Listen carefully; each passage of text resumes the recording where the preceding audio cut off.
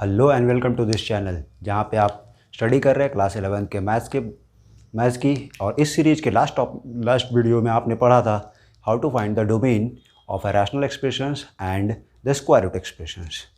आज के इस वीडियोज़ में हम देखेंगे what is a modulus function. आज हमारे इस वीडियो का मेन एम क्या है? To study the modulus function. So without wasting any time let us start the modulus function. सबसे पहले हम मॉडुलस फंक्शन को डिफाइन करते हैं कि मॉडुलस फंक्शन होता क्या है। बेसिकली एक चीज़ समझते हैं कि modulus function is a function which always gives the positive value, जो हमेशा क्या करता है? एक पॉजिटिव वैल्यू देता है। कहने का मतलब क्या? तो मॉडुलस एक ऐसा ऑपरेटर है, एक तरीके से हम बोल सकते हैं, जो हमेशा क्या देता है? हमें एक पॉजिटिव वैल्यू देता है। कहने का मतलब उस ऑपरेटर के अंदर में अगर हमने मान लो नेगेटिव साइन को भी फिट कर दिया या नेगेटिव नंबर्स को भी फिट कर दिया तो वहाँ से भी हमें क्या रिजल्ट देगा? तो वो वहाँ से हमेशा उसका पॉजिटिव वैल्यू देगा। ड्यू टू दिस रीजन हम मॉडुलस फंक्शन को एब्सोल्यूट फंक्शन भी बोलते हैं। Modulus function is nothing but an absolute function which always give a positive value. चलो उसका डेफिनेशन क्या है, एक छोटा सा डेफिनेशन समझ लेते हैं। Any function F from real number to real number defined by F of X is equal to mod of X. क्या? F X is equal to mod X अगर कोई फंक्शन है तो हम उसे क्या बोलते हैं? मॉडुलस फंक्शन बोलते हैं। ये जो एक्स के साथ में ये जो दो लाइन दिख रही है हमें, इसी लाइन का रिप्रेजेंटेशन क्या है? तो यही मेरे मॉडुलस का रिप्रेजेंटेशन है। तो जब भी किसी फंक्शन के साथ में ये दो लाइंस मुझे लगी हुई दिखेगी, हम क्या समझेंगे कि यही मेरा मॉडुलस फंक्शन है। चलो, मॉडुलस फंक्शन को हमें क्या करना होता है? अगर हम इसे सॉल्व करना चाहते हैं मॉडुलस फंक्शंस के एक्सप्रेशन को, तो बेसिकली हमें एक्सप्रेशन को मॉडुलस फ्री बनाना पड़ता है। तो मॉडुलस फ्री बनाने के लिए हमें क्या करना होगा? तो उसकी डेफिनेशन हमें ये बोलती है कि F X is equal to mod X अगर होगा तो then this mod x is equal to X होता है जब मेरा X greater than equal to zero. Greater than equal to zero कहने का मतलब जब मेरा एक्स क्या होगा? एक पॉजिटिव वैल्यू होगी। क्या होगा? एक पॉजिटिव वैल्यू होगी। तब हम उसे क्या लेंगे? पॉजिटिव ऑफ एक्स लेंगे। लेकिन वही एक्स अगर मेरा नेगेटिव हो गया, means when X is less than equal to zero, हम उसे क्या कंसिडर कर लेते हैं? Minus of X. चलो, थोड़ा सा कंफ्यूजन होगा आपको, एक एग्जांपल के थ्रू समझने की कोशिश करते हैं। सपोज अगर मैंने बोला कि मॉड 3 क्या होगा, क्या बोला मैंने? कि मॉड 3 क्या होगा? मॉड 3 इज नथिंग बट 3, क्योंकि मुझे इससे बाहर क्या वैल्यू लेनी है? एक पॉजिटिव वैल्यू लेनी है। बट अगर मैंने बोला कि माइनस ऑफ मॉड 3 क्या होगा, तो इसका रिजल्ट भी क्या आना चाहिए? तो इसका रिजल्ट भी 3 आना चाहिए। But how we relate this 3 with this minus 3? तो क्या इस 3 को मैं माइनस ऑफ माइनस 3 बोल सकता हूं? तो अगर आपको ये चीज़ पता है तो बिल्कुल सही बात है, माइनस और माइनस मिलके क्या हो जाएंगे? हमारे प्लस हो जाएंगे। फाइनली ये हमें मिलेगा क्या? 3 मिलेगा। तो हम क्या देख रहे हैं? जब मेरे नंबर की वैल्यू नेगेटिव है तो एक्सप्रेशन को मुझे क्या करना पड़ता है? क्या मैं इस पूरे पार्ट को एक्स बोल सकता हूँ? तो आप देख सकते हो कि मेरे पास एक्स बचा हुआ रह जाएगा अगर मैं इसे छोड़ देता हूँ तो, और यही तो एक्स है मेरा। इन this case this is your x, minus of x. कब? जब एक्स की वैल्यू कैसी रही? हमारी नेगेटिव रही तो। ऑन दिस बेसिस अब हम समझ सकते हैं कि यहाँ पे माइनस एक्स क्यों आया है और यहाँ पे प्लस एक्स क्यों आया है। तो जब भी एक्स मेरा ग्रेटर दैन जीरो होगा, मॉड फंक्शन पॉजिटिव ओपन होना चाहिए। जब भी मेरा एक्स लेस दैन जीरो होगा, मॉड फंक्शन मेरा नेगेटिवली ओपन होना चाहिए। तो आप देख सकते हैं कि this modulus function is now independent of mod. तो हमारा बेसिक एम यही होता है कि हम उस मॉड फंक्शन को इंडिपेंडेंट ऑफ मॉड बना ले, तभी हम उसे सॉल्व कर पाएंगे। अदरवाइज सॉल्व करने में हमें क्या होती है? प्रॉब्लम होती है। ओके, ये बात क्लियर हो गई है कि F X is equal to mod X अगर होगा तो हम उसे इस दो पार्ट में डिवाइड कर सकते हैं। किस बेसिस पे हमने बोला? इस बारीकी को थोड़ा समझना हमें ज़रूरी है, क्योंकि अभी मैं एक एग्जांपल दूंगा, वहाँ पे आप कंफ्यूज हो सकते हैं कि जब मेरे मॉड के अंदर का पार्ट पॉजिटिव होगा तो वो एज इट इज़ आता है, जब मेरे मॉड के अंदर का पार्ट नेगेटिव होगा तो हम उसे माइनस साइन के साथ लेते हैं। ओके, चलो दूसरा एग्जांपल लेते हैं तो हमें चीज़ें और अच्छे से क्लियर हो जाएगी। सपोज अगर मैंने बोला कि there is a mod of X minus 1 और अगर मुझे इसे फ्री ऑफ मॉडुलस बनाना है, क्या करना है, मुझे इसे फ्री ऑफ मॉडुलस बनाना है, तो this should be equal to क्या होना चाहिए, तो एक एक्सप्रेशन आएगा mod of X minus one और दूसरा आना चाहिए minus of X minus one. But क्या अब मैं यहाँ पे यही कंडीशन लिख लूँ कि x greater than equal to 0 और x less than equal to 0 होगा? तो नहीं। क्या बोला गया था कि जब भी ये मॉड के अंदर का फंक्शन पॉजिटिव होता है तब ये पॉजिटिव होगा। तो मॉड के अंदर का फंक्शन मेरा है x माइनस वन और x माइनस वन पॉजिटिव होता है जब x की वैल्यू ग्रेटर देन और इक्वल टू 1 होती है। तो the reason is x greater than equal to 1 होना चाहिए यहाँ पे और x less than equal to 1 होना चाहिए यहाँ पे। सो दैट मीन्स व्हाट, इससे हमें एक चीज़ समझ में आती है कि उस मॉड फंक्शन के अंदर जो क्रिटिकल पॉइंट्स है, क्रिटिकल पॉइंट्स हम समझ चुके हैं इससे पहले के वीडियोज़ में, क्या कि क्रिटिकल पॉइंट्स जो है वहीं पर जाकर फंक्शन मेरा क्या होता है, स्प्लिट होता है। वहीं पर जाकर फंक्शन क्या होता है, मेरा स्प्लिट होता है। तो ये बहुत इंपॉर्टेंट चीज़ है जो हमें समझनी है, क्योंकि इसके बेसिस पे अभी हम लोग बहुत सारे 2-3 क्वेश्चन सॉल्व करने वाले हैं और उससे हम अपने कंसेप्ट को और पक्का करने वाले हैं। तो 2 इंपॉर्टेंट चीज़ें जो हमें ध्यान में रखनी है कि मॉड x अगर होगा तो उसे मुझे इस तरीके से ओपन करना है, अगर mod of x minus one हुआ तो इस तरीके से ओपन करना है। अगर मैं एक दूसरा इसी में एक एग्जांपल बोल दूं कि अगर मॉड ऑफ x माइनस ए होगा तो क्या मैं इसे इन जनरल ऐसा बोल सकता हूं कि this should be equal to x minus a when x is greater than a and minus of x minus a when x is less than a होना चाहिए। ठीक है, now this is clear to you? Okay, so यही है हमारा mod function. So basic बात क्या है कि मॉड्यूलस हमेशा पॉजिटिव वैल्यू देता है और किस पॉइंट पे वो जाके स्प्लिट होता है, तो वो अपने क्रिटिकल पॉइंट पे जाके स्प्लिट होता है। क्रिटिकल पॉइंट कहने का मतलब क्या, पॉइंट जिस केस के लिए वो लीनियर एक्सप्रेशन हमारा क्या हो जाए, 0 हो जाए, वही हमारी क्रिटिकल पॉइंट होती है। ओके, ठीक है, बहुत अच्छी बात है। So let us solve few example जिससे हमें क्या हो, जिससे हमें चीज़ों का और आइडिया हो। तो सपोज क्वेश्चन हमारे पास, find the value of x when mod of x minus 1 is equal to 3। मतलब सिंपल सी बात है, यहाँ से मुझे x की वैल्यू निकालनी है। सो ये देख सकते हैं हम कि ये हमारा क्या है, एक मॉड फंक्शन है। मॉड फंक्शन को स्प्लिट करने का तरीका क्या है, तो this function is positive when x is greater than 1 and this function is negative या this expression is negative when x is less than 1। चलो अप्लाई कर लेते हैं, कोई इशू नहीं है। तो यहाँ पे 2 पार्ट्स मिलेंगे मुझे, क्या क्या आएगा, एक आएगा x minus one positive for 3 और दूसरी केस आएगी x minus one with negative sign is equal to 3। और ये दोनों केसेस कब कब आने वाली है, तो ये दोनों केसेस आने वाली है, this is when x is greater than equal to 1 and this is when x is less than 1। Okay, now solve this. तो अगर मैं इसे सॉल्व करूँगा तो मुझे यहाँ पे x की वैल्यू मिलती है 4 और जब हम इस पार्ट को सॉल्व करेंगे तो यहाँ से हमें x की वैल्यू मिलती है, क्या मिलेगी हमें, तो इसे सॉल्व करो, minus X plus 1 is equal to 3।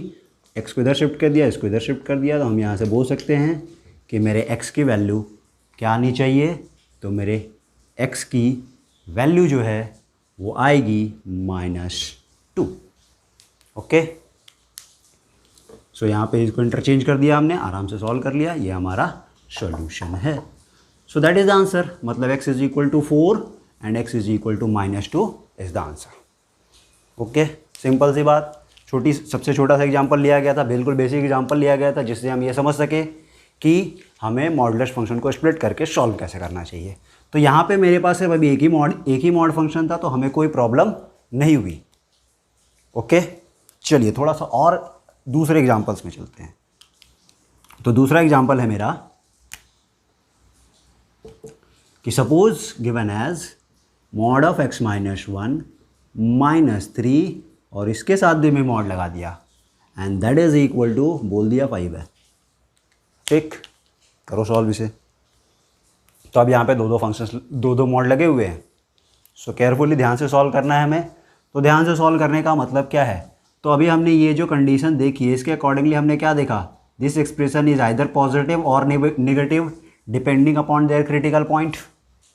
या हम क्या इसे ऐसा भी बोल सकते हैं कि क्या मेरा पहला पार्ट ये हो जाना चाहिए कि mod of x minus 1 minus 3 is equal to 5, एक केस आएगा, और mod of x minus 1 minus 3 is equal to minus 5 दूसरा केस आएगा।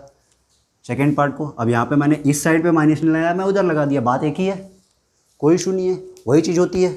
तो हमने इस तरीके से स्प्लिट कर लिया। सो मॉड को स्प्लिट करने का तरीका हमें एक चीज़ क्लियरली पता हो चुकी है, अब हम उसी तरीके से इसे स्प्लिट करेंगे।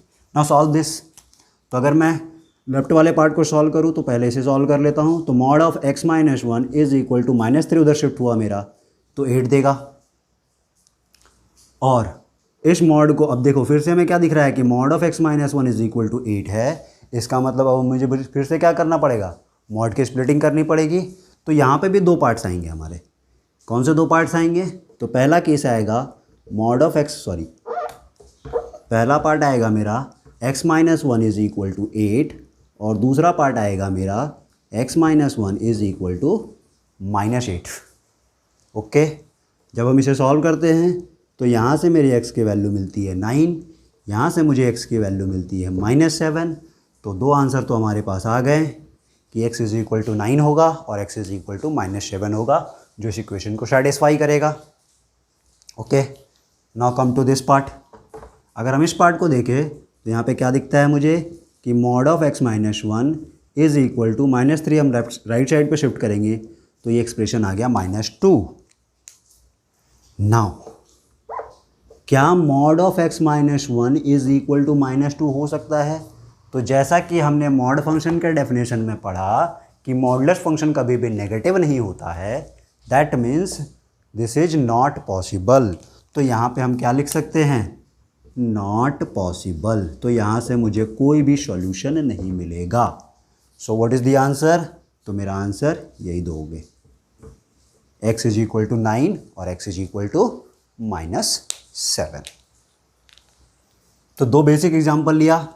दो बेसिक एग्जाम्पल लेके हमने ये सीखा है अभी कि हम मॉड को किस तरीके से स्प्लिट करते हैं, और मॉड को किस तरीके से स्प्लिट करते हैं उसके बेसिस पे हमने सॉल्व करना सीखा कि how to find the values of x।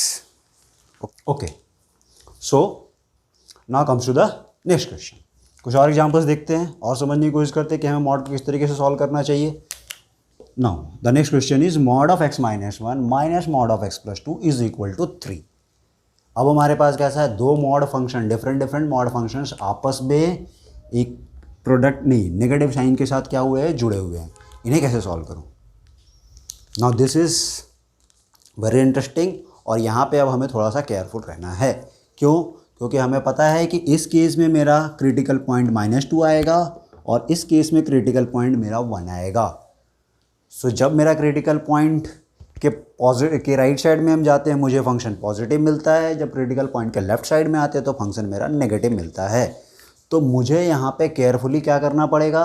तो मुझे यहाँ पे केयरफुली इस फंक्शन को स्प्लिट करना पड़ेगा।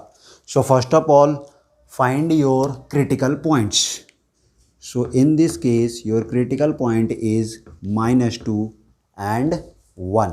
अगर मैं इसे थोड़ी देर के लिए एक नंबर लाइन पे प्लॉट करूं तो मुझे दिखता है कि ये 1 होगा और ये -2 होगा। सो मुझे 3 अलग अलग रीजन्स मिल रहे हैं, और उन 3 अलग अलग रीजन्स में जब हम इसे सॉल्व करने की कोशिश करेंगे तो मुझे क्या चीज़ मिलनी चाहिए? तो मुझे तीनों अलग सेपरेट रीजन्स को प्रॉपरली डिफाइन करना पड़ेगा। ओके, चलो कोई बात नहीं, करते हैं।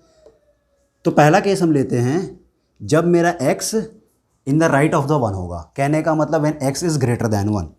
So when x is greater then और इक्वल टू 1, अगर ऐसी केस हुई तो ये भी पॉजिटिव आना चाहिए और ये भी पॉजिटिव आना चाहिए, क्योंकि according to the definition what, x minus 1 mod of x minus 1 is plus of x minus 1 when x is greater than 1 and this is positive when x is greater than -2। So ये दोनों को satisfy कर जा रहा है हमारा। सो दोनों values मेरी पॉजिटिव आएगी, तो हमने लिया यहाँ पे। दिस इम्प्लाइज दैट पहला एक्सप्रेशन मेरा x माइनस 1 आएगा, दूसरा एक्सप्रेशन मेरा x प्लस 2 आएगा, and that is equal to 3 होना चाहिए। जब हम इसे सॉल्व करते हैं तो हम देखते हैं कि मेरा x और माइनस एक्स कैंसिल हो जाएगा और यहाँ से एक्सप्रेशन मुझे मिलता है कि -3 इज़ इक्वल टू +3। क्या है पॉसिबल है? नहीं है पॉसिबल। सो इसका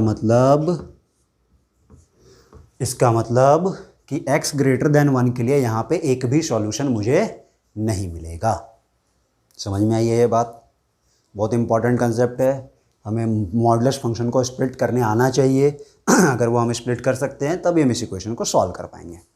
okay, now second case is when x is lies between -2 to 1। तो लेफ्ट ऑफ द 1 पे हमारा ये फंक्शन नेगेटिव होना चाहिए एंड -2 से राइट साइड में हम जाने वाले हैं तो ये फंक्शन मेरा पॉजिटिव होना चाहिए। So case is when x is lies between 1 and -2। So equality sign नहीं लगाते हैं यहाँ पे क्योंकि इक्वलिटी साइन हमने ऊपर ले लिया है। ओके, नाउ सो हमें पता है ये वाली टर्म मेरी नेगेटिव आएगी। So in this case this is -(x - 1), this is as it is positive. So mod of x + 2 is equal to 3 आएगा। जब हम इसे सॉल्व करते हैं तो ये एक्सप्रेशन मेरा मिलता है मुझे -(x + 1 - x - 2) is equal to 3। -(x - x) Is -2x + 1 - 2 is -1 is equal to 3। So यहाँ से हमें क्या मिलती है एक वैल्यू। तो अगर मैं इसे सॉल्व करूँ तो यहाँ पे मुझे x इज इक्वल टू मिलेगा -2। ठीक है, तो on solving this x is equal to -2। तो x इक्वल टू -2 मिला है मुझे। तो देखते हैं क्या वो हमारे इंटरवल में लाई करता है कि नहीं लाई करता है। तो x is equal to -2, yes हमारे इंटरवल में इक्वलिटी साइन लगी हुई है। इसका मतलब we can take this value. So in this interval x is equal to -2 is valid. So ये मेरा एक आंसर हो जाएगा। Okay, now third part. तो थर्ड पार्ट क्या होगा? Less than -2। थर्ड पार्ट किसकी बात करने वाले हैं हम लोग? लेस देन -2 की बात करने वाले हैं। सो लेस देन -2 के केस में मुझे क्या करना पड़ेगा? तो चलो आते हैं देखते हैं लेस देन -2 के केस में मुझे क्या करना पड़ेगा। तो क्लियरली बात है मुझे कि ये दोनों एक्सप्रेशन अब क्या हो जाएंगे, हमारे नेगेटिव हो जाएंगे। तो इसका मतलब दिस इज इक्वल टू कौन सी केस की बात कर रहे हैं? When x is less then -2 की बात कर रहे हैं हम लोग। ठीक है, so when x is less then -2 मेरा ये एक्सप्रेशन भी नेगेटिव होगा, ये एक्सप्रेशन भी नेगेटिव होगा। इम्प्लाइज दैट -(x - 1) माइनस और वो माइनस मिलके प्लस हो जाएगा, -(x + 2) इज इक्वल टू 3 होना चाहिए। ओके, नाउ जब हम इसे सॉल्व करेंगे तो you can again see your x cancelled और राइट हैंड साइड में मेरे पास, लेफ्ट हैंड साइड में मेरे पास ये माइनस और ये माइनस मिलके +1 और ये 2, that means 3 is equal to 3 होगा। यहाँ से क्या दिखता है मुझे? दिस इज ट्रू, मतलब हमेशा 3 इज इक्वल टू 3 आएगा। Yes, very good. और अगर ये चीज़ मुझे दिख रही है तो ये ट्रू होने की वजह से ये पूरा का पूरा रीजन ही मेरा क्या हो जाएगा? सॉल्यूशन हो जाएगा। बराबर। So what is the final solution of this equation? The final solution of this equation is what? एक तो x इज इक्वल टू -2 और दूसरा x इज इक्वल टू -2 से लेस देन में अगर कोई भी वैल्यू मैं कंसिडर करूँगा तो हमेशा मुझे सेटिस्फाई करने वाला है। और अगर हमेशा सेटिस्फाई करने वाला है तो ये पूरा का पूरा रीजन मेरा आंसर होगा। तो अगर मैं इनको और इनको दोनों को कंबाइंड करूँ, अगर मैं दोनों को कंबाइंड करूँ तो क्या ये पूरा का पूरा रीजन मेरा आंसर होगा? सो यस, ये पूरा का पूरा रीजन मेरा आंसर होना चाहिए। So my x should belongs to -∞ to -2 is the correct answer. Okay, तो अच्छा क्वेश्चन था ये, जिससे हम थोड़ा सा और डिटेल में जाके समझ पा रहे हैं कि मेरे मॉडुलस फंक्शन को मुझे किस तरीके से स्प्लिट करना चाहिए। एंड आई थिंक अब इस तीसरे क्वेश्चन से आपको थोड़ा सा आइडिया हो गया होगा कि अब मुझे मॉडुलस को किस तरीके से स्प्लिट करना चाहिए और किस तरीके से मुझे उसे सॉल्व करना है। Okay, very good. One more question is this. The question is x² + 5 mod x + 6 is equal to 0। Think about this, कैसे सॉल्व करें हम इसे? तो एक एक्सप्रेशन तो सिंपल सा x² है, यहाँ पे एक मॉड फंक्शन लग गया। तो क्या यहाँ पे मैं वैसे कंडीशन ले लूँ कि इसे एक बार +mod x ले लेता हूँ, एक बार -x ले लेता हूँ। जब x मेरा ग्रेटर दैन 0 होगा तो +x ले लूँगा, जब x लेस देन 0 होगा तो माइनस एक्स ले लूँगा और सॉल्व कर दूँगा। कर सकते हैं आप, बिल्कुल, go for this. But I have a new idea. क्या न्यू आइडिया है? तो मैं इसे सॉल्व करता हूँ। मैं एक्स स्क्वायर को लिख लेता हूँ मॉड ऑफ एक्स स्क्वायर। ठीक, अगर मैं इसे मॉड ऑफ एक्स स्क्वायर ले लेता हूँ plus 5 into mod of x plus 6 is equal to 0, I can take it. Okay, now क्या इन मॉड एक्स के लिए ये क्वाड्रेटिक बन गया है हमारा? यस। अगर ये मॉड एक्स के लिए क्वाड्रेटिक बन चुका है तो we can write this as mod of x plus 2 into mod of x plus 3 is equal to 0। क्या मैं ऐसा लिख सकता हूँ? बिल्कुल लिख सकता हूँ। जैसे कि क्वाड्रेटिक इक्वेशन को सिंपली हम रिजॉल्व करते हैं, फैक्टराइज करते हैं, सिमिलरली वैसा यहाँ पे कर दिया है। ओके, प्रीवियस वीडियोस में आपने देखी है इस चीज़ों को। ओके, नाउ अब क्या हमें बात समझ में आती है कि आइदर मेरा ये पार्ट 0 हो सकता है और ये पार्ट 0 हो सकता है। अगर हम ध्यान से देखेंगे तो हम देखते हैं कि mod x plus 2 equal to 0 अगर मैं लूँगा तो इम्प्लाइज दैट हो जाता है mod x is equal to -2। क्या मॉड एक्स की वैल्यू कभी -2 हो सकती है? नहीं हो सकती है। तो this is not possible. Okay, second part पे आते हैं। तो mod x plus 3 equal to 0 हो सकता है। So mod x plus 3 is equal to 0 मेरी पहली केस आ जाती है। और दूसरी केस हमारी आई थी पहली केस मेरी आई थी mod of x plus 2 is equal to 0। वहाँ से मुझे ये कंडीशन मिली जो सैटिस्फाई नहीं हुआ। दूसरे केस को भी हम देखते हैं तो ये मुझे क्या बताता है? Mod of x should be equal to -3 होना चाहिए, और अगेन ये बात फॉल्स है। ओके, तो इसका मतलब इसके लिए ऐसा एक भी एक्स की वैल्यू नहीं है जिसके लिए एक्सप्रेशन क्या हो जाए? 0 हो जाए। ये तो हमने सॉल्व किया है। अगर हम चाहे तो देखकर भी हम इसे बता सकते हैं कि ऐसा एक भी केस नहीं आएगा। क्यों नहीं आएगा? सिंपल सी बात है। अगर मैं चाहता हूँ कि इन सब के एडिशन 0 हो जाए तो मुझे बीच में कहीं ना कहीं तो नेगेटिव लाना ही पड़ेगा, और अगर नेगेटिव एक्सप्रेशंस नहीं आए तो कुछ सब्ट्रैक्ट ही नहीं होगा, और सब्ट्रैक्ट नहीं होगा तो 0 होने के चांसेस ही नहीं है। That means what? अब हमें देखते हैं कि ये वाली टर्म तो स्क्वायर है, हमेशा पॉजिटिव देगी। ये फंक्शन मॉड एक्स है जो हमेशा पॉजिटिव वैल्यू देती है हमें, तो ये भी पॉजिटिव और प्लस 6 ये भी पॉजिटिव। 3 पॉजिटिव नंबर्स को ऐड करके हम 0 ला ही नहीं सकते हैं। इसका मतलब यहाँ से मुझे एक भी ऐसा एक्स की वैल्यू नहीं मिल सकती है जो मुझे 0 देगा, और ये बात हमने यहाँ पे प्रूव कर ली। So in this case my answer is no solution. मेरा आंसर क्या होगा? नो सॉल्यूशन होगा। होपफुली आपको ये बात समझ में आ गई होगी। ठीक है, तो आज के इस वीडियोज़ के लिए इतना ही। अब नेक्स्ट वीडियो में भी हम मॉडुलस फंक्शन को कंटिन्यू करेंगे और वहाँ पे हम मॉडुलस की इनइक्वालिटीज़ को सॉल्व करने के बारे में सीखेंगे। ओके, सो चैनल के साथ जुड़े रहिए। वीडियो पसंद आया तो लाइक कीजिए, दोस्तों को शेयर करें और चैनल को सब्सक्राइब कर लें ताकि आपको और भी ऐसे अच्छे वीडियोज़ कंटिन्यूसली मिलते रहे। Thank you.